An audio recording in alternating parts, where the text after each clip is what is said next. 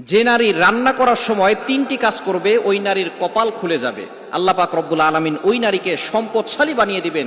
আল্লাহ পাক রব্বুল আলামিন ওই নারীর ঘরে বরকত নাজিল করবেন। ওই নারীর ঘরে আল্লাহ পাক রব্বুল আলামিন রহমত নাজিল করবেন। অনেক মা বোনেরা এখন কিন্তু সংসারের ভিতরে সুখ চান, শান্তি চান, ঘরের ভিতরে রহমত চান, বরকত চান। বিশেষ করে যে সমস্ত নারীরা সংসারে বরকত চান তারা কিন্তু অবশ্যই এই তিনটি কাজ করবেন। দেখবেন আপনার ঘরের ভিতরে শান্তি আসবে এবং আপনার রান্না সুস্বাদু হবে এবং আপনার রান্না যারা খাবে তারাই আপনার প্রশংসা করবে।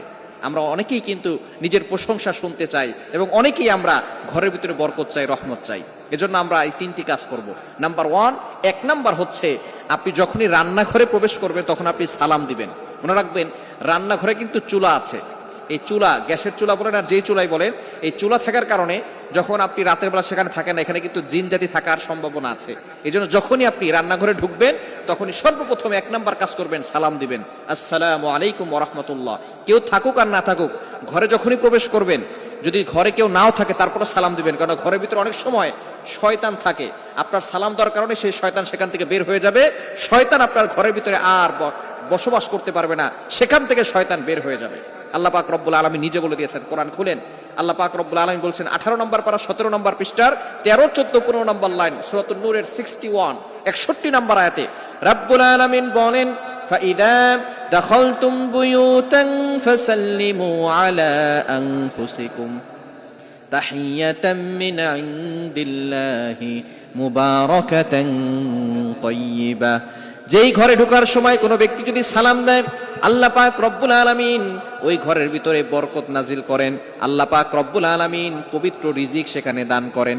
এজন্য এক নম্বরে নারীরা, মা বোনরা যারা রান্নাঘরে যাবেন সর্বপ্রথম সালাম দেওয়ার দরকার আছে না নাই? মা বোনদেরকে এটা শিখিয়ে দিবেন। আপনারা বাসায় গিয়ে মেসেজ পৌঁছে দিবেন, মা বোনরা যারা আছে এক নম্বরে তারা রান্নাঘরে ঢোকার সময় সালাম দিবে। নাম্বার 2, দ্বিতীয় নাম্বার হচ্ছে প্রতিটি কাজের শুরুতে বিসমিল্লাহ পড়বে। বিসমিল্লাহ পড়লে ওই কাজের ভিতরে আল্লাহ পাক রব্বুল আলামিন নিজে বরকত দিয়ে দেন।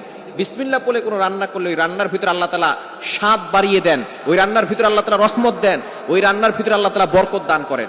কিন্তু বর্তমান আমাদের সমাজের ম্যাক্সিমাম নারীরা রান্না করার সময় ডিজে গান শুনে, রান্না করার সময় হিন্দি গান শুনে, ইংলিশ গান শুনে, তারা ড্যান্স করে আর রান্না বান্না করে, যার কারণে ঘরের ভিতরে কোনো বরকত থাকে না। খবরদার, গান শুনবেন আর রান্না বান্না করবেন আর চিন্তা করবেন ঘরের ভিতরে বরকত নাই কেন।